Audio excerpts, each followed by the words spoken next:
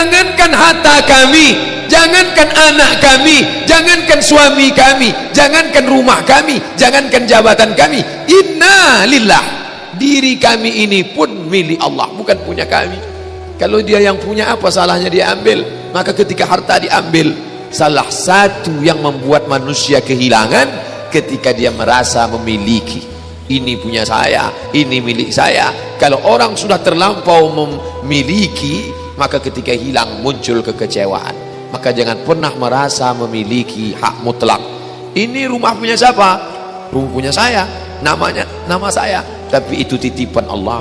Kapan dia mau diambil? Kalau yang menitipkan mengambil, tempat penitipan barang, kita cuma tukang jaga.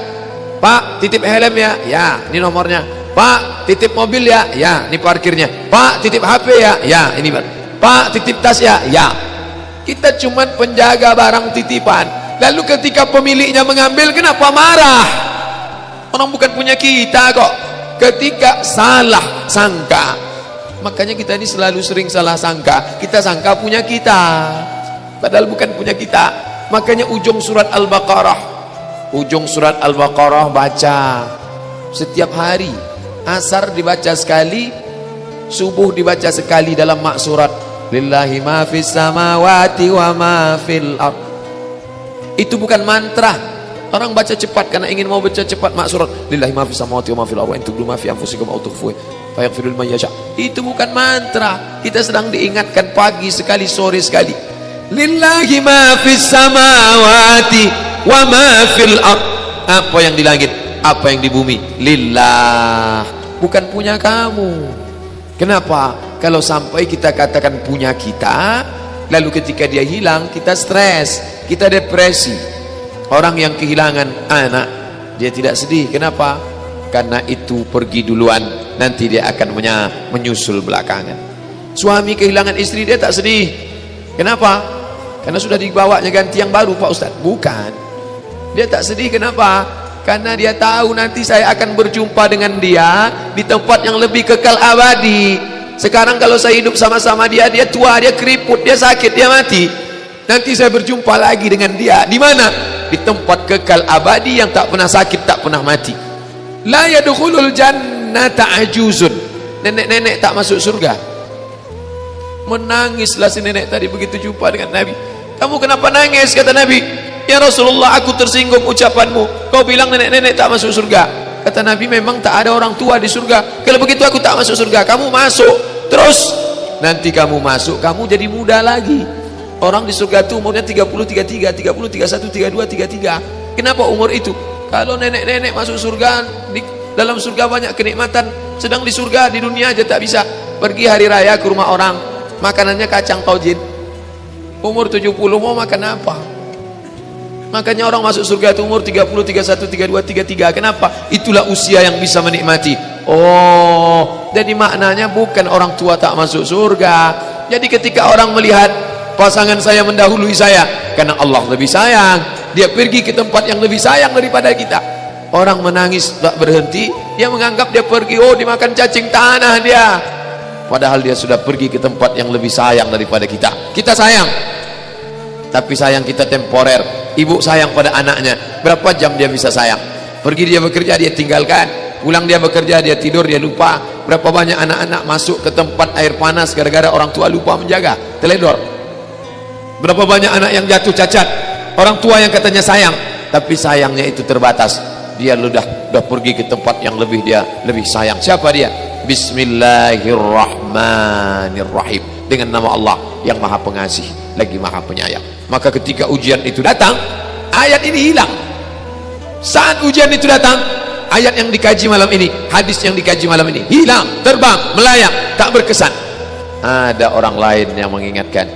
Tadi pagi saya takziah, wajah sahabat saya ini ustad, tapi tadi wajahnya lusuh, turun, nampak dia sedang bersusah hati. Maknya meninggal dunia. Saya bisikkan ke telinganya satu kalimat, satu ayat, inna lillah wa inna ilaihi raji'un. Waktu datang, waktu mau pulang saya peluk kuat dia, inna lillah wa inna ilaihi raji'un. Apa tak tahu dia ayat itu? Tahu, dia ustaz, dia sering menceramahkan ayat itu. dihafal ayat itu. Kenapa Ustaz ingatkan? Hari itu ayat itu hilang dari kepalanya. Yang terbayang adalah wajah ibunya yang dulu membesarkan dia 9 bulan 10 hari menyusukannya, 2 tahun membesarkannya, 9 bulan 10 hari mengandungnya, 2 tahun dia susukan, mengalir darah si ibu dalam badannya. Saat melihat ibunya terbujur kaku, hilang ayat itu, hilang hadis itu. Datang orang lain mengingatkan dia, ditepuknya bahunya, wabasyiris sabirin, berikan kabar gembira kepada yang orang sabar, alladzina idza asabathum musibah, ketika ujian itu datang, qalu, mereka berkata, inna lillahi wa inna ilaihi raji'un.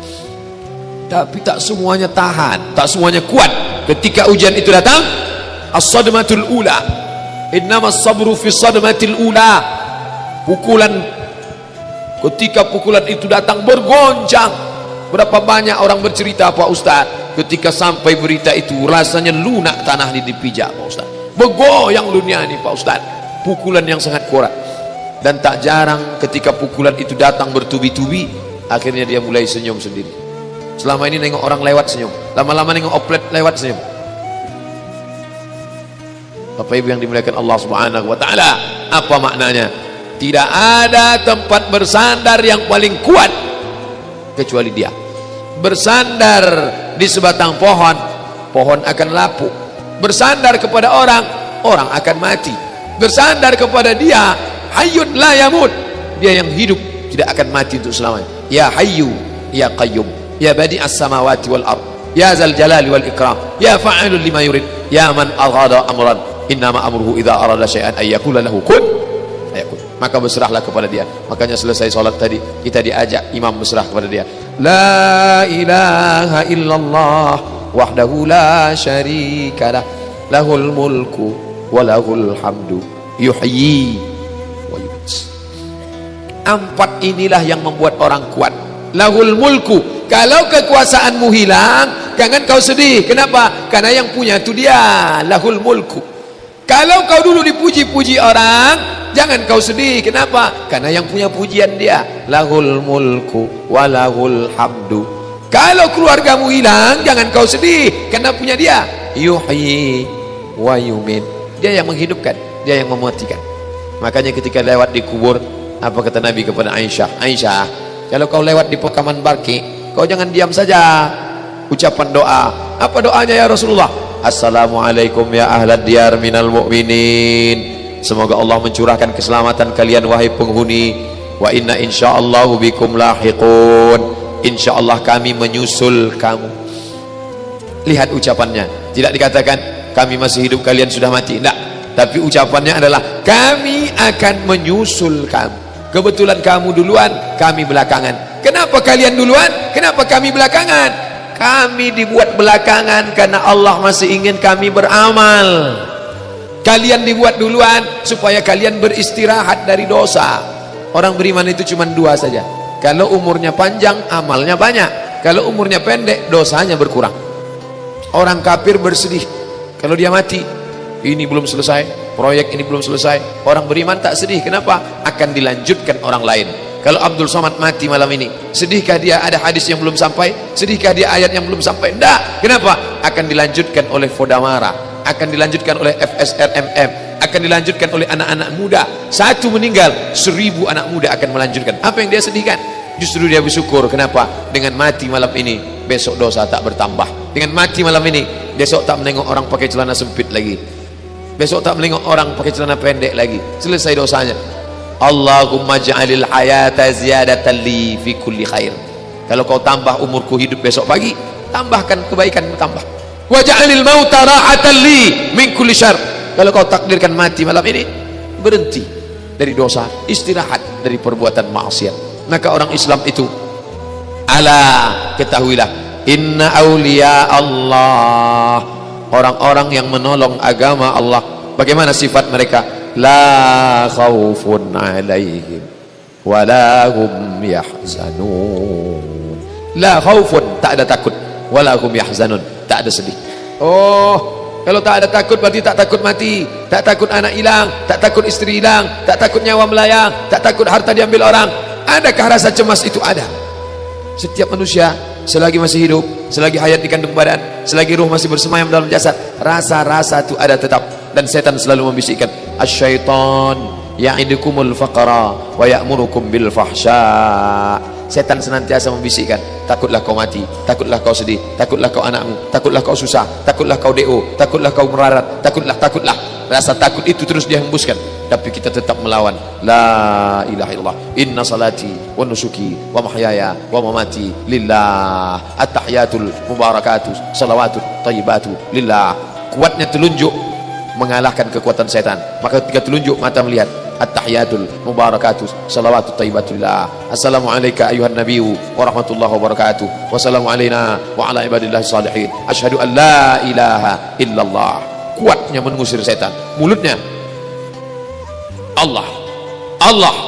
Apa yang dimuliakan Allah Subhanahu wa taala. Oleh sebab itu tidak ada tempat bersandar lain kecuali Allah Subhanahu wa taala. Maka yang pertama ingin dilakukan dengan perputaran waktu itu adalah liya'lamallahu alladzina amanu. Yang kedua, wa yattakhidha minkum syuhada. Allah ingin melihat mana yang mati syahid. Yang mati konyol banyak. Berapa yang mati tabrakan malam tahun baru kemarin? Berapa yang mati sakau karena narkoba? Berapa yang mati berzina? Berapa yang mati buat dosa? Berapa yang mati buat maksiat? Kenapa? Perputaran waktu. Duit tak ada, ingin juga mabuk, dibuat kopi, dituang spiritus, minum, bukan mabuk, mati. Ingin berzina, umur sudah 70 tahun, ingin juga berzina, nafsu besar, tenaga kurang, dituangkan Viagra, diminum, jantung berdetak tak terang, mati. Kap 70 dituang minyak pesawat, meletup, mati dilokalisasi karena ingin berzina, menggebu-gebu nafsu syahwat, ingin berzina. Dulu waktu muda tak sempat buat dosa, sekarang setelah tua duit banyak mau buat dosa. Umur 71, selera 17, mati dalam keadaan. Allah ingin lihat wa yattakhidha minkum syuhada. Allah ingin melihat siapa yang mati syahid. Melambai tiang gantungan seperti lambaian bidadari di mata Sayyid Qutb. Semua orang ingin menangguhkan, kalau bisa Sayyid Qutb penjara seumur hidup saja, kalau bisa jangan dihukum pancung, jangan digantung di tiang gantungan Mesir. Tapi dia sudah terlanjur menjadi orang-orang yang merasakan nikmatnya di bawah naungan Allah. Dia sudah terlanjur merasakan manisnya iman. Dia sudah terlanjur merasakan manisnya sepah.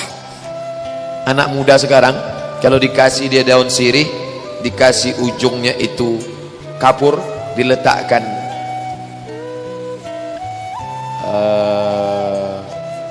apa namanya, gambir, potong gambir sedikit, lalu diletakkan di situ pinang, diikat, lalu kemudian dikunyahkan. Oh, dia muntahkan. Apa ini? Dia belum merasakan manisnya. Tapi nenek-neneknya yang tua, orang-orang Melayu lama yang giginya hitam karena makan itu, kalau tak kena itu satu hari habis manis, sepah dibuang. Bagi yang tak merasakan manisnya, bagi yang sudah merasakan, begitu dia telan, sama sepah-sepahnya dia telan sama sekali. Yang pertama kali belajar minum kopi, apa ini? Kasih anak-anak SD minum kopi, apa ini? Tapi bagi yang sudah, kalau tak ada kopi tak keluar ilmu. Bertamu, mana kopi? Mana? Untung saya tak candu kopi. Kalau sempat saya candu kopi, ini aqua tak jalan. Kopi dulu, begitu menengok kopi baru keluar hadisnya, begitu menengok kopi baru keluar ayatnya. Tapi saya tak candu kopi, memang tak pernah minum kopi. Bersyukurlah orang-orang yang belum merasakan manisnya kenikmatan dunia. Kenapa? Karena dia sudah melanjur-lanjur merasakan manisnya iman. Orang yang belum merasakan manisnya pengajian bingung, Bapak ini kenapa subuh datang, zuhur datang, asar datang, anak-anak muda ini kenapa? Anak-anak muda yang sudah merasakan manisnya mengaji, manisnya iman, yang belum merasakan, heran dia. Orang-orang yang sudah merasakan manisnya sepeda ontel, kita yang tak paham heran. Ini orang sepeda motor sudah ada bekayuh juga lagi pagi-pagi, tapi dia merasakan. Kamu belum merasakan manisnya ini. Tapi yang dimuliakan Allah SWT, nenek-nenek umur 70 tahun belum merasakan manisnya update status. Ya heran nengok cucu-cucunya. Apalah kalian ini? Apa kata cucunya? Itulah, nenek belum merasakan manisnya update status nih. Bagaimana dengan orang yang sudah merasakan manisnya iman? Kalau tidak datang ujian itu dia heran, ujian mana? Kenapa tak datang? Dia sudah merasakan halawatal iman, manisnya iman. Macam kuih Melaka. Kuih Melaka kalau baru terkunyah pertama asin, karena dia baru kunyah kelapanya dengan garamnya. Begitu dia kunyah agak sedikit, mulai dia terasa. Tapi begitu dia kunyah sama gula merahnya, meletup di dalam mulutnya, merasakan manisnya iman. Inilah gula merah yang sampai sekarang orang barat bingung, cemana bisa gula merah ini masuk dalam, apa disuntik kan gitu deh. Tapi yang dimuliakan Allah Subhanahu wa taala, merasakan manisnya iman. Sayyid Qutb merasakan manisnya iman, mati di tiang gantungan. Umar Mukhtar merasakan manisnya iman, mati di tiang gantungan. Imam Asy-Syahid Hasan Al-Banna merasakan manisnya iman. Ini orang-orang modern. Nanti kalau saya ceritakan tentang sahabat yang mati, itu kan zaman dulu. Sayyid Qutb di abad sekarang 1966. Imam Hasan Al-Banna masih abad kita sekarang, sezaman dengan kita. Mereka merasakan manisnya. Bapak Ibu yang dimuliakan Allah Subhanahu wa taala, Allah buat kita dalam putaran waktu yang diinginkan Allah dua. Liya'lamallahu allazina amanu. Allah ingin melihat siapa yang imannya istiqamah. Wa yattakhidha minkum syuhada. Ingin melihat siapa yang mati syahid. Nah, setelah nampak ini yang beriman, ini yang kafir, ini yang mati syahid, ini yang mati konyol, lalu yang beriman tadi, ini seleksi pertama, seleksi beriman. Ternyata di antara yang sama beriman ini ada lagi yang diangkat. Waliyumahhisallahu alladzina amanu. Disaring lagi. Saringan pertama lolos, saringan kedua lolos, saringan ketiga lolos. Makin kuat saringan, makin hebat, makin kuat, makin kencang. Siapa yang paling kuat? Ujian anggota KPK. Saringan pertama, saringan kedua, saringan kedua.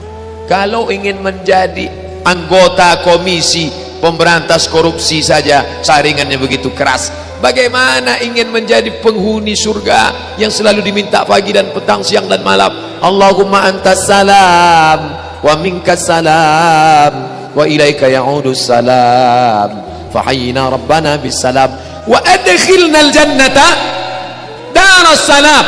Masukkan kami ke dalam surga daras salam, tempat yang kekal abadi. Salam, tak ada fitnah, tak ada kelahi, tak ada sumpah serapah, tak ada caci maki, tak ada haram, tak ada gundah, tak ada gelisah, tak ada susah hati.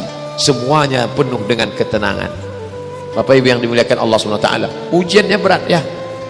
Maka orang beriman menganggap hidup ini, sebaliknya orang kafir menganggap hidup ini, hidupnya ya hidup makan, minum, semuanya memenuhi syahwat.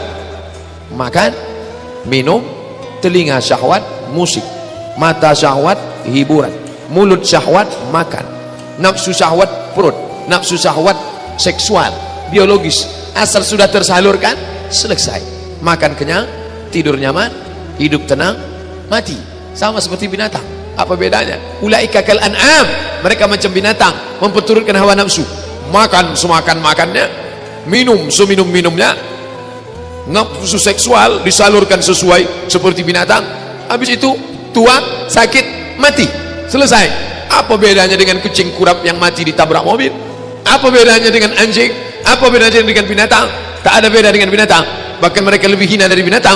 Maka Allah katakan ulaika kal an'am, mereka seperti binatang, balhum adal, bahkan lebih hina daripada binatang. Bapak Ibu yang dimuliakan Allah Subhanahu wa taala, tapi tak banyak yang memahami hakikat hidup manusia ini kecuali orang-orang illalladzina amanu wa amilus salihat. Orang-orang yang beriman, buah daripada imannya itu adalah amal saleh. Tapi dia tak stabil, dia kadang bergoncang, dia kadang naik, dia kadang turun. Yazid wa yanqus, yazidu bit ta'ah, bertambah dengan ketaatan, wa yanqusu bil ma'siyah, dia berkurang dengan kemaksiatan. Oleh sebab itu kita senantiasa menjaga dalam bentuk forum silaturahim, menjaga dalam bentuk kajian ilmiah, menjaga dalam bentuk pengajian baca Quran, menjaga dalam bentuk pengajian Maulidur Rasul, menjaga dalam bentuk pengajian rutin arisan keluarga. Itu tak lain tak bukan adalah tawasau bil haq, tawasau bis sabr.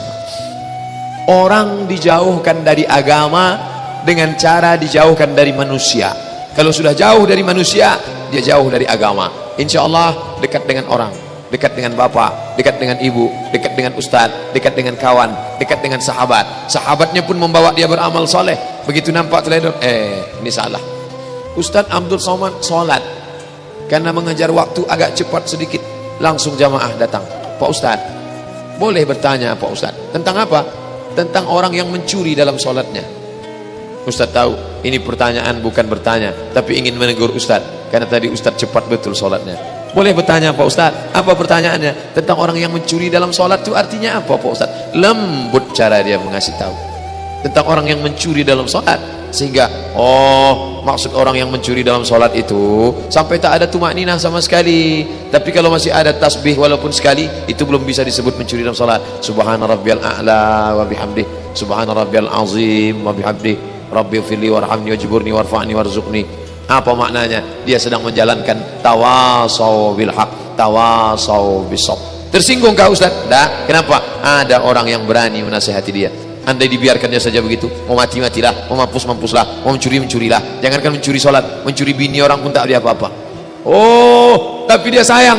Dia sayang kepada saudaranya. Saya sayang kepada dia. Saya sayang pada ustaz saya. Saya tak ingin dia masuk neraka. Saya tahu dia ustaz. Saya tahu tak akan ada orang menegur dia. Tapi cara menegurnya, datang Hasan, datang Husain, berwuduk di dekat orang tua. Berwuduk Hasan dan Husain. Kata Hasan, bukan begitu caranya Husain. Ini airnya mesti kena wajah semua.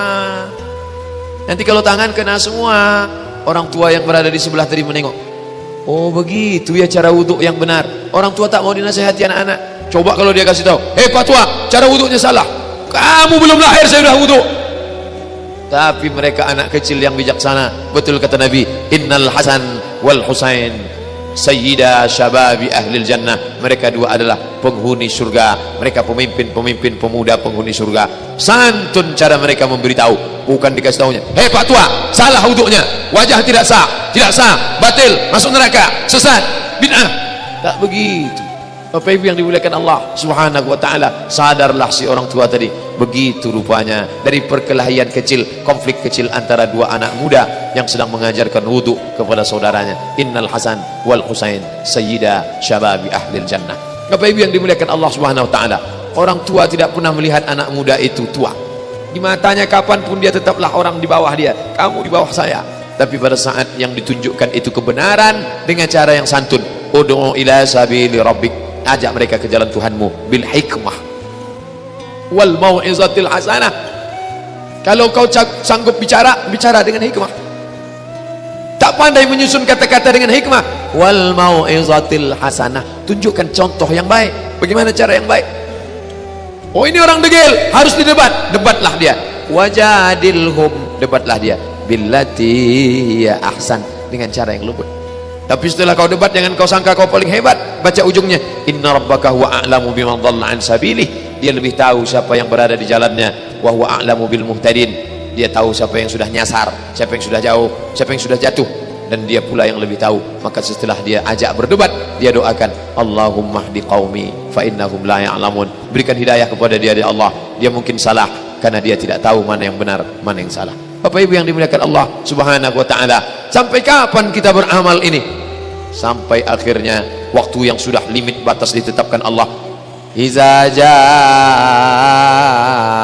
ajaluhum, kalau sudah sampai limit batas waktunya, la yastakhiruna sa'atan, tak bisa mundur.